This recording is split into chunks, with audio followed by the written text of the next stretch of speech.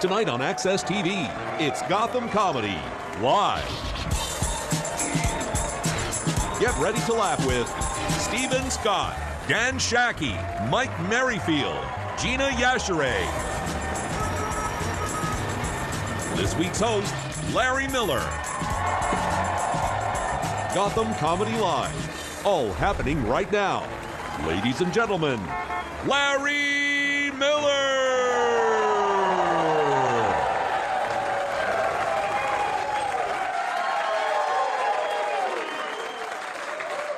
Thank you, and welcome to Gotham Comedy Live. And that cheer was accepted, and I'm grateful. But it was way too much.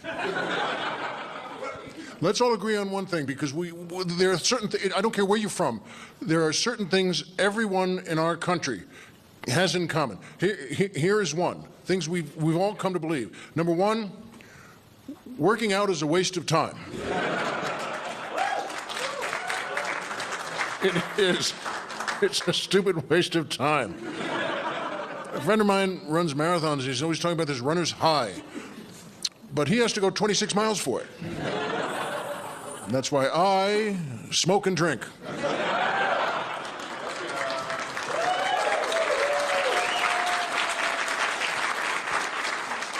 I get the same feeling from a flight of stairs. I'm saving time everywhere. Why do we waste time like that? Here's a little message to every good athlete in the audience here tonight. Every hour you're in the gym working out, I'm in a bar talking to your girlfriend. I may not be strong, but I'm there.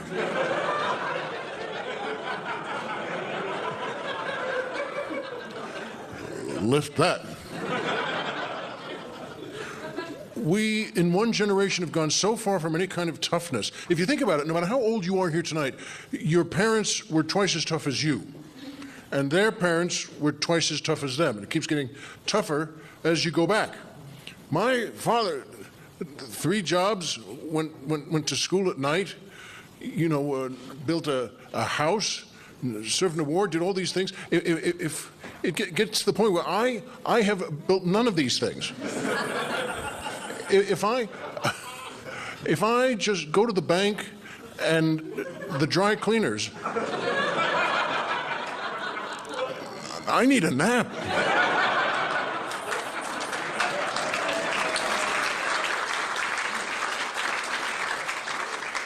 It's awful. What happened to us? When we all just... But that's all right, as long as we know there's no need to be tough. We drive our kids as nuts as we are. If we're spoiled, they're going to be even more spoiled. And that's the way it's got to be. There's, my kids are at the point now where how do you even discipline them? What are they going to even say to their kids as a threat? When I was your age, we didn't have jetpacks. We drove to school.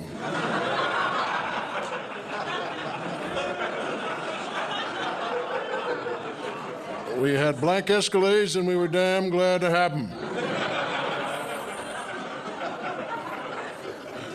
Some of my friends couldn't afford the spinning wheels. It still fills me with rage. What have we done to them? Leave them alone. You know what? It gets to a point. I think the craziest thing we've done to them, I think that the greatest source of meanness we have is Little League. Now, if it gets to a point when it comes to Little League, you may say, well, Larry, wait a minute. Isn't Little League all about the kids and sunny days and friendships that will last a lifetime?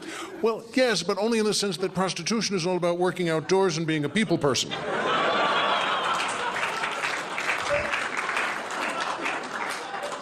It's not about the kids.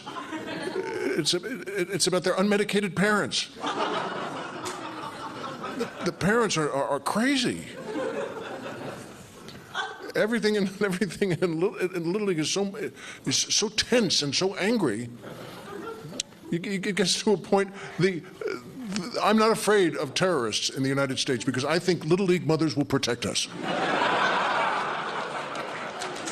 They're so tough.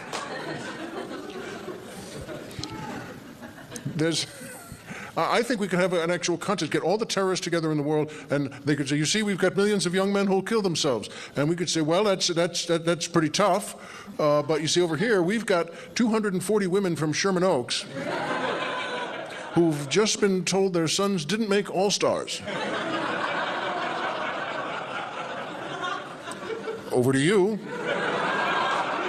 Hi.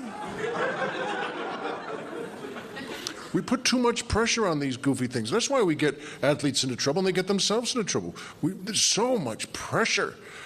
And, you know, and in a stupid way, they're trying to sell more space in baseball parks. I understand that. That's fine. But the seats now get closer to the field.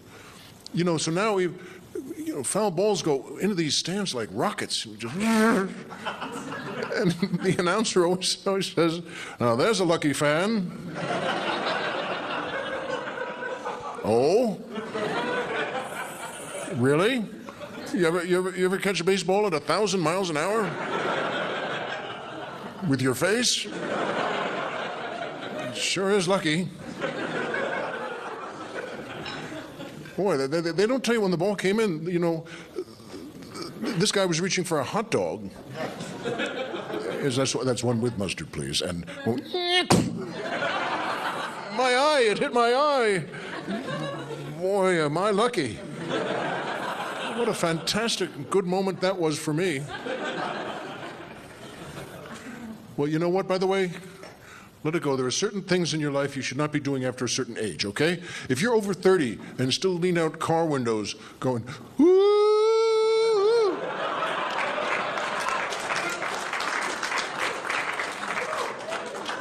you're an idiot. You should be slapped and sterilized so that this will never occur again. I believe I'm strict but fair. If you're over 30 and still think, yeah, I could turn pro, you're a moron. Let go.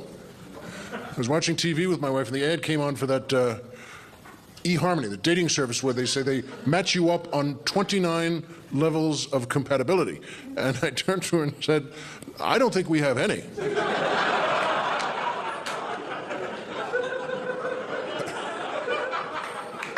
And she said, any what? And I said, the 29 levels of compatibility. And she said, yes, we do. I said, no, we don't. And she said, we have all of them. And I got out the dictionary to look up. I looked up compatibility. It says, capable of living together harmoniously or getting along well together. And she said, oh my God, we don't have that.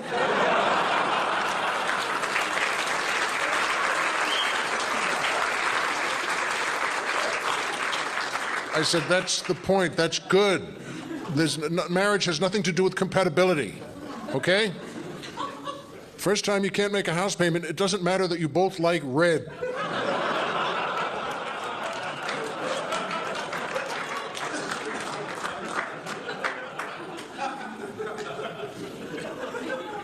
She's at that point, and I love her, but she's so much tougher than I am. She's a very aggressive driver. She drives like she's running moonshine. And she hates the way I drive. She's always saying, you know, don't jerk the pedal, you're jerking the pedal. You jerk the car when you jerk the pedal. Don't jerk the pedal. Wait, go around him. Go around him. Go around him. Not him, him. Turn here, not here, here, not him, him. Don't jerk the pedal, go around him, turn here, and don't let her in. Why did you let her in? Men like you always let women like that in. Thank you.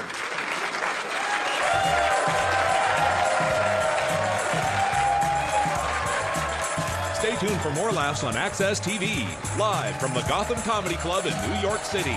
Stephen Scott is taking the stage when we return.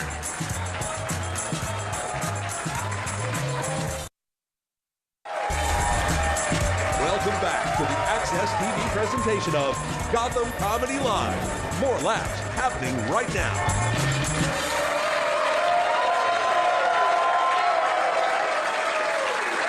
There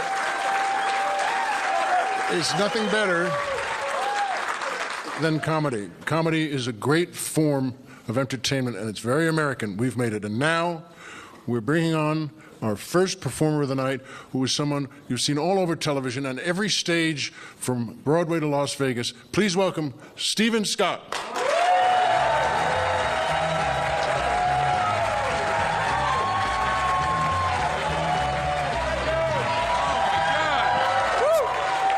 Oh my goodness.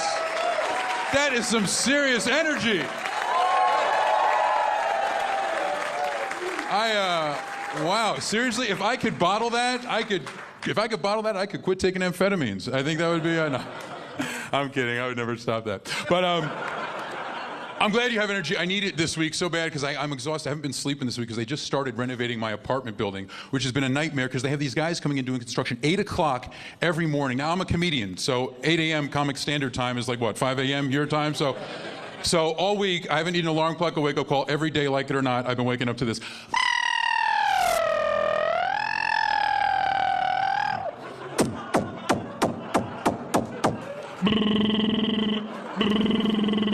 Pero para la gracia, Torre Viejo.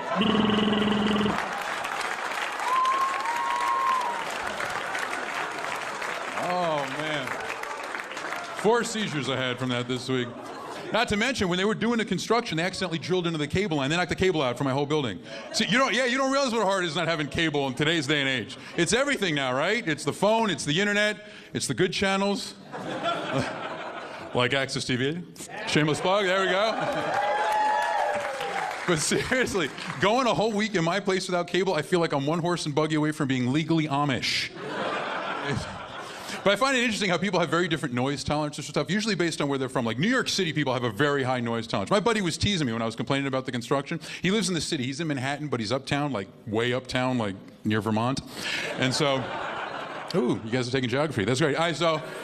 He lives on the 2nd floor of one of those buildings like we have in the city where it's right in front of where they got the elevated subway tracks going by. And I'm like, how do people live there? Like, I'm whining to you about construction in my place for, what, 5-6 days? His place, we're talking like every 5-6 minutes. You know, you can't even, you got an 8-train barrel in front of your place. You can't even have a conversation. It's like, hey, dude, what's up? Not much, man. It's funny, though. I just got back from the...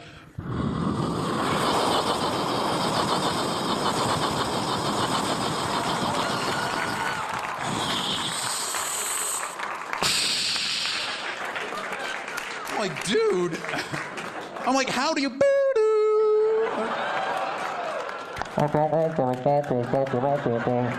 Seriously, can we fix that? 2014, we got robots on Mars, we're cloning sheep. Can we fix the PA on the subway is all I'm saying.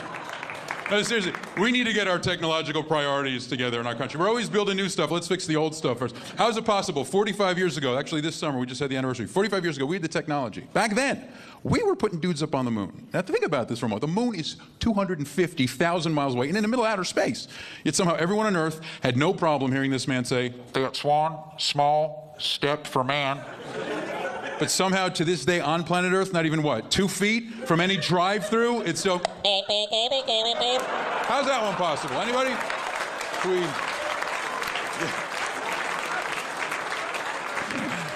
Can we maybe get the lovely folks at Apple to do something about that? Speaking of which, yeah, you know what we really need to do, fix technology-wise, are the cell phones. Those have been out a while. They need to work now, don't you think? I was just talking to my dad tonight. He called me earlier. He called me from his cell, and I hate when my dad calls me from his cell because, well, it's embarrassing having a dad in prison. And so I just want to make sure you're paying attention. Okay. Now, I hate when he calls me from the cell phone because he's in the city. He's always in his car, and my dad's one of those guys who'll call you from the car, and then he spends half the conversation yelling at traffic while you talk to him on the phone.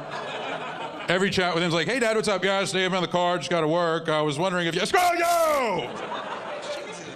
Dad, not you. This cab just cut me off. Did you see that son of a bitch?" Oh, yeah. I love when he asks me that brilliant question. "Did you see that son of a bitch?" Yeah, no, I didn't, Dad. But I think I have to go change my underwear now. Thank you very much. I told him he's not allowed to call me from the car anymore. In fact, I told him he's also not allowed to leave me messages from the car. That's just as bad. Because what I'm saying, in New York, with the buildings, the signal cuts out, he wonders why I don't return like half of his calls, because he keeps leaving messages on my voicemail like this. "Beep. Yeah, Steve, it's your father here. I'm in the car. Just got to work. I've been later tonight." So I was wondering if up at 8:30 would be great. So can you give me a call? I'll be at 212. Ours.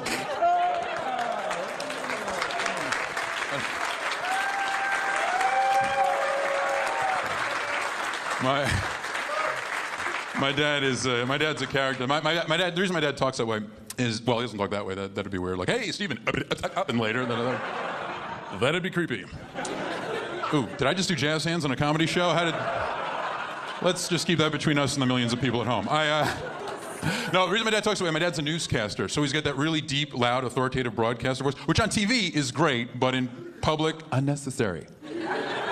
And the worst is when you're a little kid and you're growing up and you get in trouble and you got to get yelled at or scolded by someone who talks like that. It puts the fear of God into you.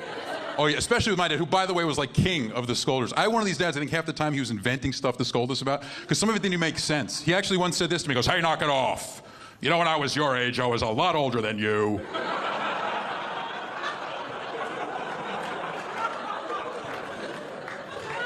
I think Dad's been drinking. But the worst, though, is if ever I was so bad that my mom would have to go and, like, call him up at work. You know when moms finally are fed up? They've had enough. That's it. I'm calling your father. That was the worst, because he was already in that newscaster frame of mind. So whenever I'd get yelled at, I always felt like I was a breaking story. Oh, yeah, he'd pick up the phone in that newscaster cadence he didn't play. Like, how's your father? Yeah, your mother just told me what you did. Well, I'll tell you something, mister. You're in a lot of trouble. And you're going to get it when I get home. Tonight at 11.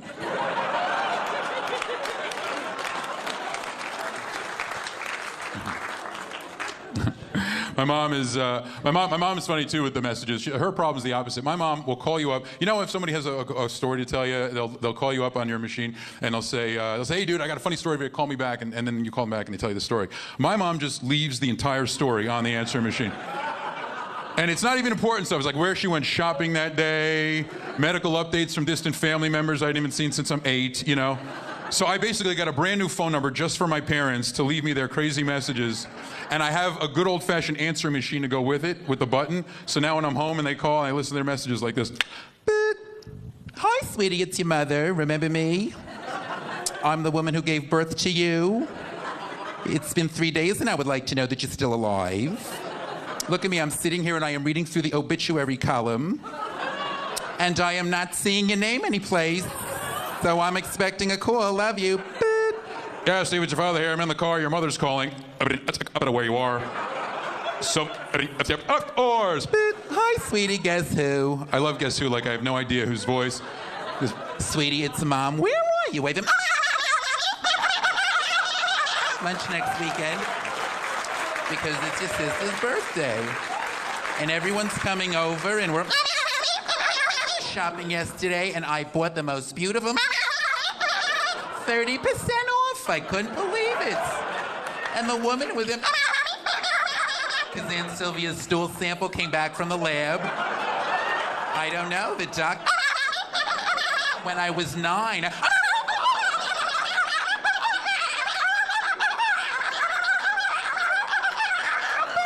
No more memory. That's it for me, guys. You've been awesome.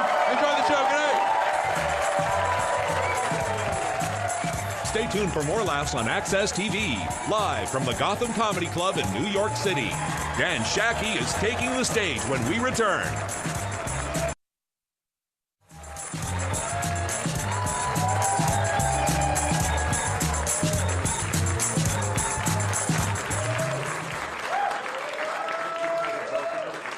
Our next performer is a great comic, and tonight is an exciting show for him because it's his first time on television.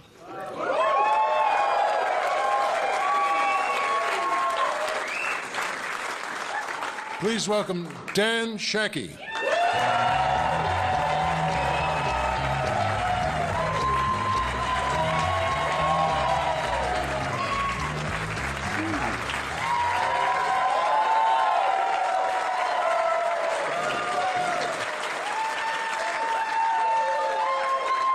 Thank you. Thank you. Thank you. I've been going to the beach a lot this summer. I was at the beach, and these girls asked me if I could take their picture. I already did.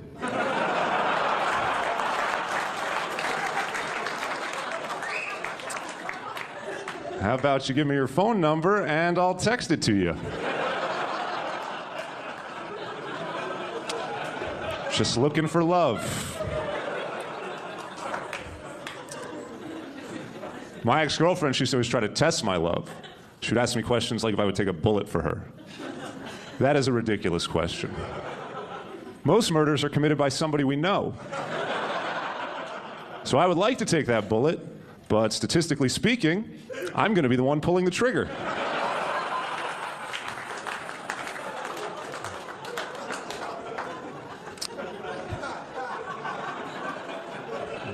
That's what love's all about. I live here in New York City. I live in Astoria, Queens. Got some neighbors. It's kind of a weird neighborhood. I had to call for a cab to the airport, and I said, hey, can I get a taxi to LaGuardia at noon tomorrow? And the guy goes, okay, bye.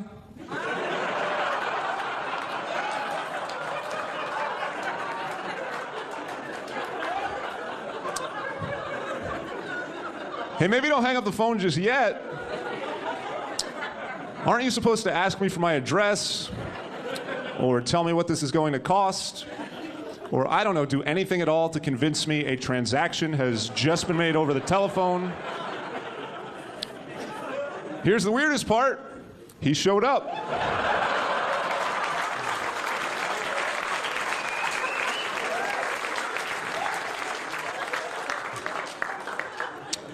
Mentally, I am an adult male. I have it together. But emotionally, I am still just a teenage girl. There's a huge mess inside. I will give you an example. I am heterosexual, but a friend of mine told me this gay guy we know said I was hot, and I had like 1 million follow-up questions. Let me get this straight. Did he say I was hot, or did he say I was cute, or did he say I was boyfriend material? What were his exact words? Am I blushing? I feel like I'm blushing a little bit.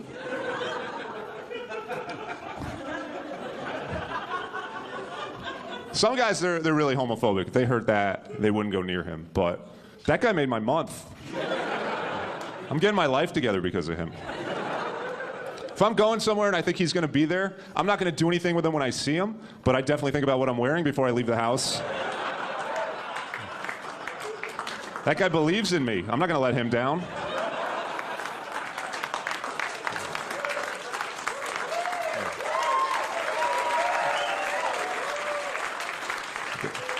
I guess you guys believe in me too. All right. I haven't joined a gym because of this. I'm in my 30s, so my options are either join a gym or get married. And the gym at least lets me go month to month.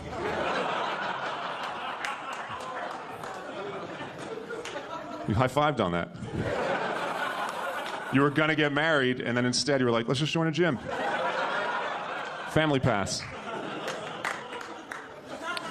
I never thought I would join a gym. In high school gym class, we did a weightlifting unit, and I would just sit around and not do it. And one day the gym teacher pulled me aside, and he said, Dan, when you're an adult, you were gonna pay your hard-earned money to join a gym and lift weights. So you should really take advantage now. And I had no idea that the guy who wore sweatpants to work was gonna be 100% right.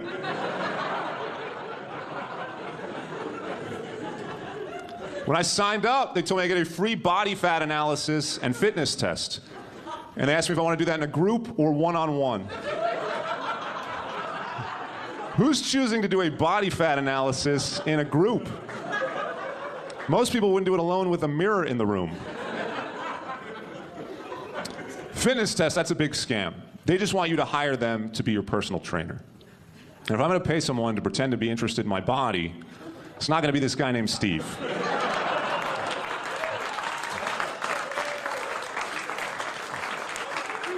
I already got a guy interested for free. I really just joined the gym because I went through a bad breakup and I thought it would be a good distraction. And I had no idea the trainer was going to ask all these personal questions. He asked me, Dan, what are your goals? I don't know. Revenge?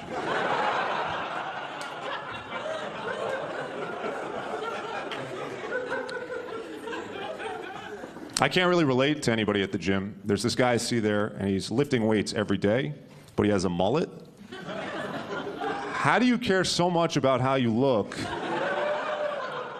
but care so little about how you look?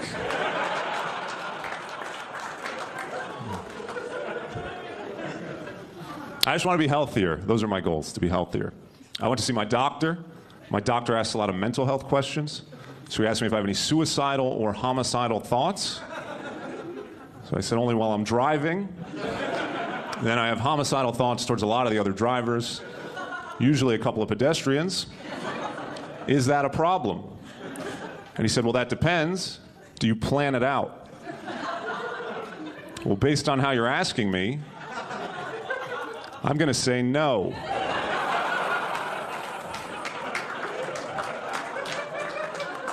And then I saw him write something down. And I thought, oh, why'd you have to write something down? Now I have to kill you, too.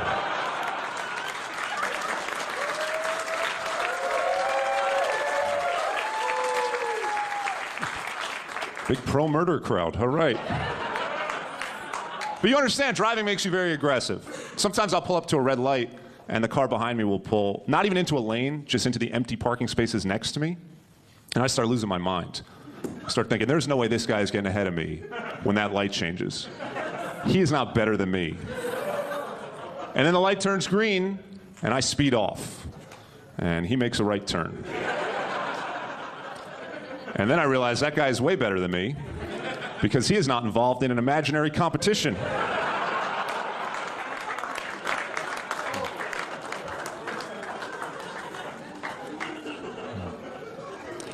Just my insecurities. I'm insecure about things. As I get older, I'm getting better at pinpointing my insecurities. I have a crooked spine and I have crooked teeth, but I was blessed with 20/20 vision, so I could see all my imperfections just in perfect high definition.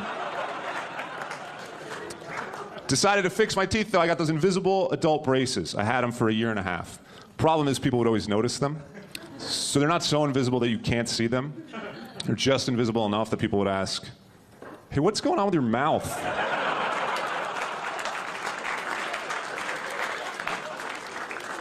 Also not sure if they count as adult braces when my mother was paying for them.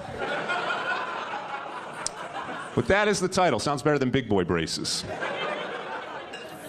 Worst part is I've learned looks, they're not that important in life. Here's how I found out. I told you I joined this gym. I slimmed down a lot from it. And you learn a lot about yourself when you get into shape. I learned the reason I hadn't been getting laid was my personality. Thank you guys so much.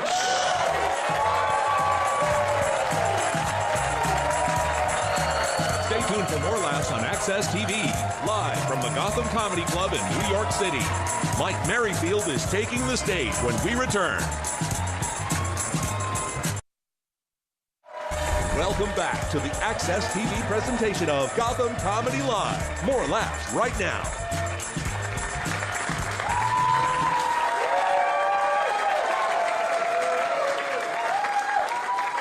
Our next performer was just seen at the MGM Hotel in Las Vegas. Please welcome Mike Merrifield.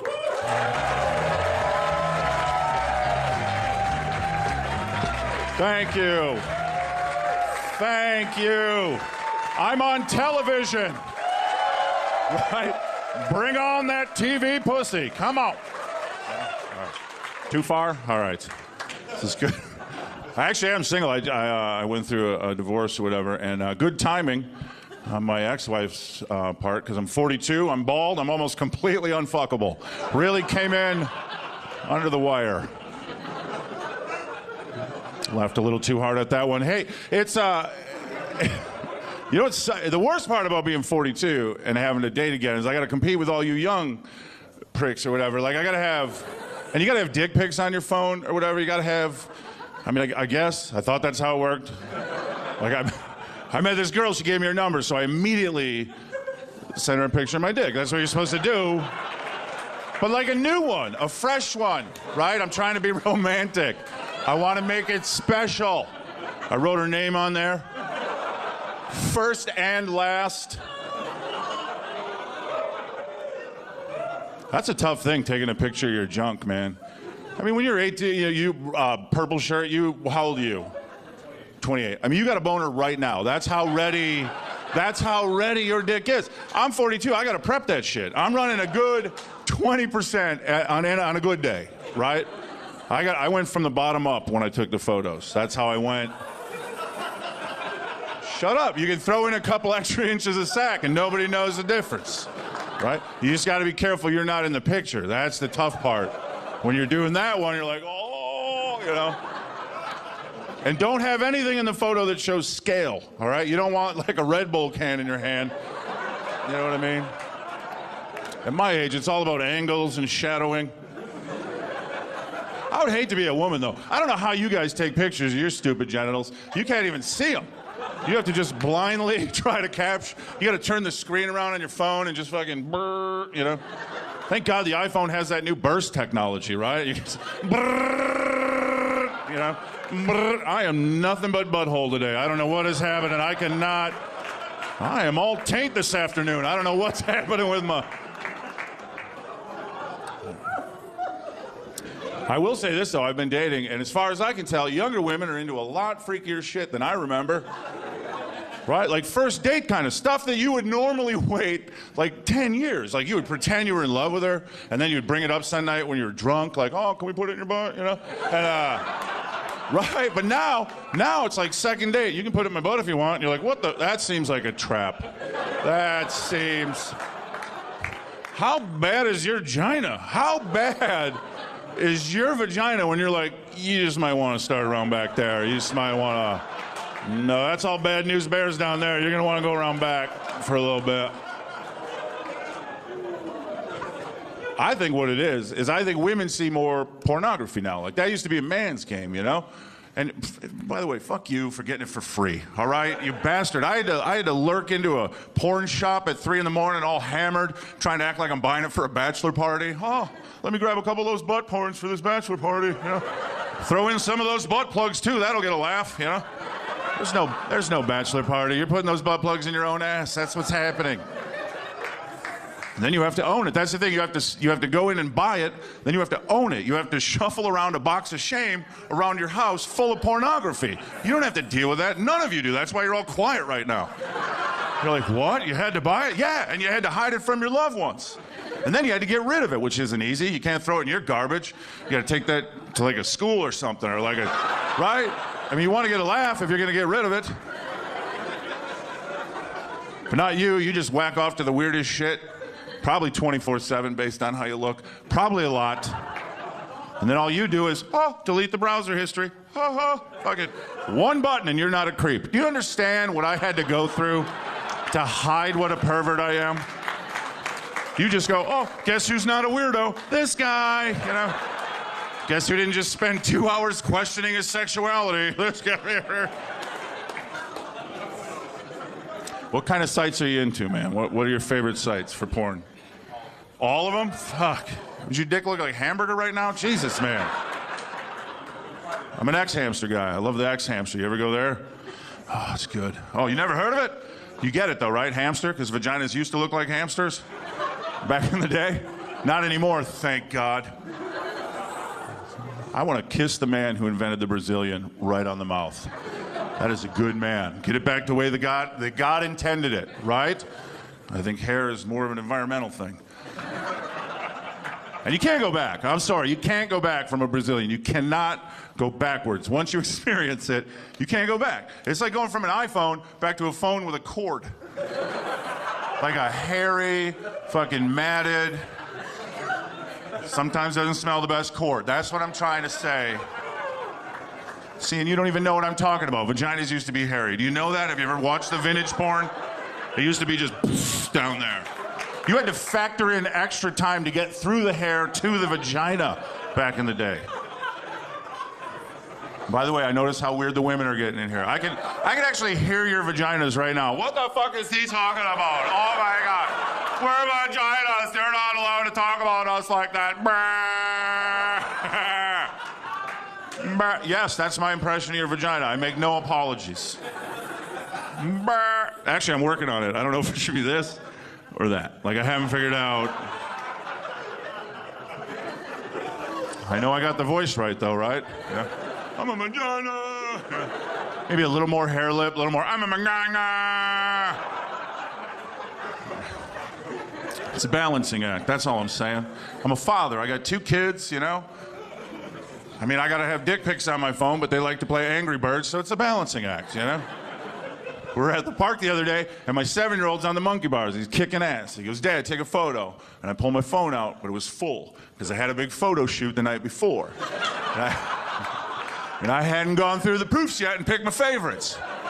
And I thought I was going to be doing that at home, but I guess right here in the park, nothing fucking creepy about that. Let me just, if you need me, I'll be over by the teeter-totters thumbing through some dick pics.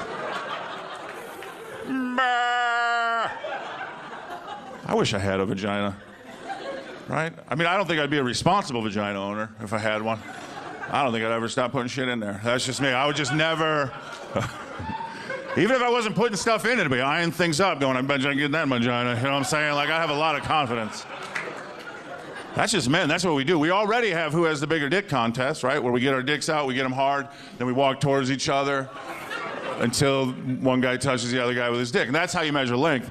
Girth, of course, you lower your erect penis into a bucket of water and you measure the amount of displacement. And I don't think it'd be any different if we had vaginas. I think we'd have capacity contests. I guarantee you.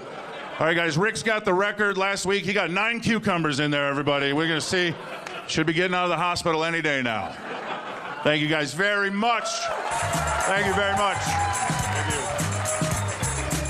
Stay tuned for more laughs on Access TV, live from the Gotham Comedy Club in New York City. Gina Yashere is taking the stage when we return. Welcome back to the Access TV presentation of Gotham Comedy Live. More laughs happening right now.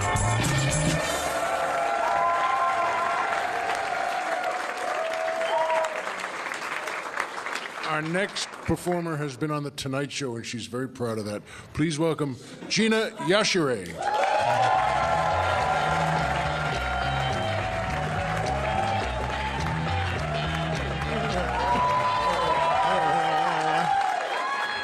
Yay! What's happening, New York? It's good to be here. Good to be here. I'm from England. That's why I speak like this. Some of you are looking a little bit confused. You can see your little faces. You're like, is that the butler from Fresh Prince? No, I'm black and British, yes. And I've just moved to New York 2 months ago. Just moved here. Yay! I love it. I love it. It's great. Who knew that I'd fall in love with the smell of piss and garbage in the summer? New York smells like shit. But I love it. I got chased by a cockroach yesterday. I was walking down the street and this cockroach came out of the drain and I was like, ah! And the cockroach was like, oh, what, bitch? And then chased me. But I like it. I've been in America a few years. I like America. America. Fuck yeah. America. That's how you sound to me, Americans. I don't know if you know that. Whenever you guys speak, I can't tell the difference between all the different American accents. The only one I do recognize is the Southern American accent, because I hear that accent, I go, ah, that's the kill black people accent. You know, getting the fuck. But all the other accents, I don't know. So whenever you guys speak, all I'm hearing is that song in my head. America, fuck it. That should be your national anthem, Americans.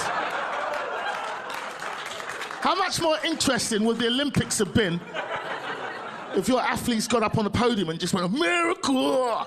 But I like it. I've been living there a while. I've learned a lot since I moved here. I've learned a lot about Americans. I've been studying you people. What have I learned? In America, when you guys get fat, you get really fucking fat. Like humongous. Like cartoon fat. Like. You guys have taken fat to another level. I saw a guy get cut out of his house. Cut out of your house fat. Surely you don't just get fat enough so you can get out the door to get more food. Super fat. It's not your fault, Americans. I watch all your commercials. Every commercial is food. Get this great big burger with extra beef and cheese and chicken and steak and bacon and cheese and beef and chicken and steak and bacon and cheese and beef and chicken. All on a sesame seed bun.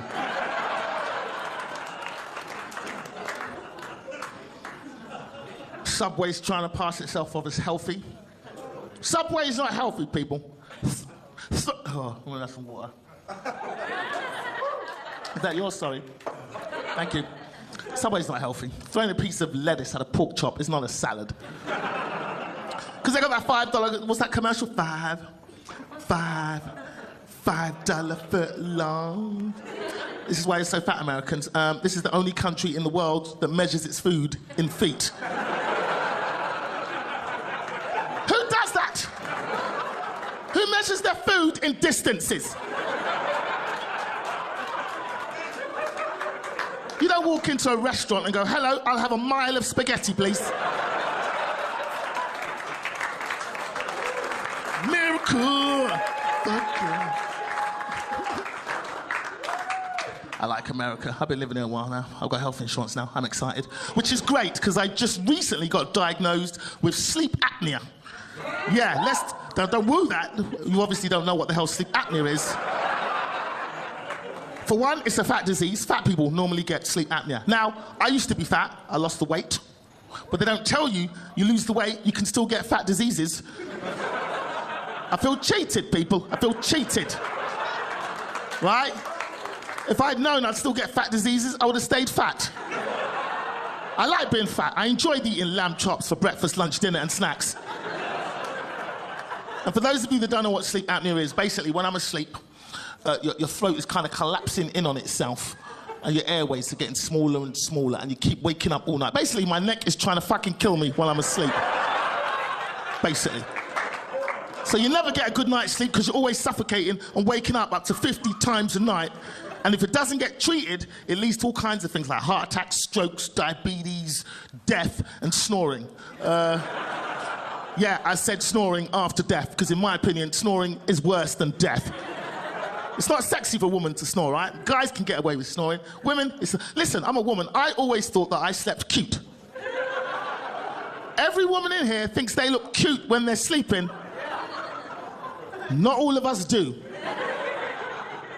I found out on vacation with my friends when one of the bitches filmed me. And it wasn't sexy. I was like that.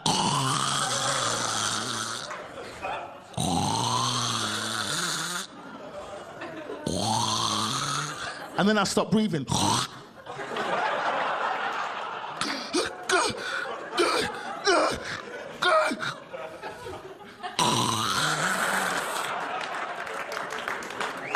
It's not sexy. All my friends look cute when they're sleeping. All my friends look great when they're sleeping. They were like, good night, night. They all look like they're having their labias tickled with a feather.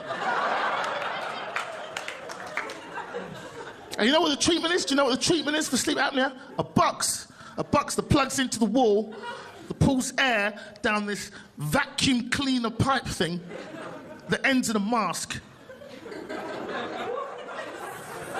A mask that goes over my face. Like, I'm gonna sleep with this shit on my face. And what I'm trying to say, people, is I'm never gonna fuck again. That's what I'm trying to say.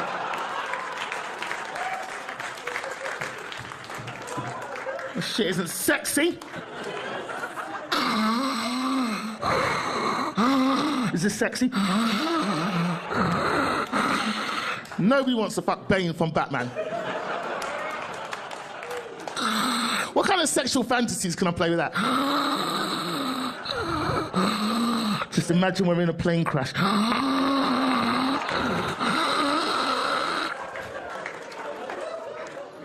Not sexy. But I'm a comedian. I make light of it. I travel a lot as a comedian. I do. I like to travel. I've been all over the world. I've done some shows in some crazy places. I went to China recently. I did shows in China. Any Chinese people in? Good, let's talk about them. Fuck me. I have never been coughed on and spat on so much in my entire life. I'm sure some of you have been to Chinatown. You know what I'm talking about. Chinese people cough and they don't close their mouths. They don't care. Like, Pwah! And it's like they pull up the phlegm from the bottom of their feet. Pwah! And they cough on you. You look at them and they look at you like, bitch, we're in China. I got coughed on and spat on a lot. It's okay though. It's okay. It's fine. Because Chinese people mainly they're quite small in China, so I only got coughed on in the vagina area, so it wasn't as bad. No black people in China. No black people. I got followed and stared at everywhere I went in China. Like everywhere. Chinese people, they don't give a damn. If they're surprised, they'll let you know they're surprised. I'd walk into a restaurant in Beijing and 300 sets of chopsticks would stop at the same time.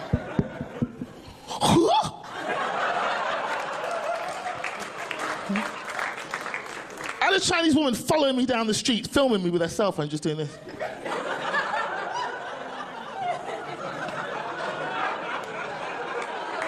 I'm like, I can see you, bitch. I see you. You're not a ninja. I can see you.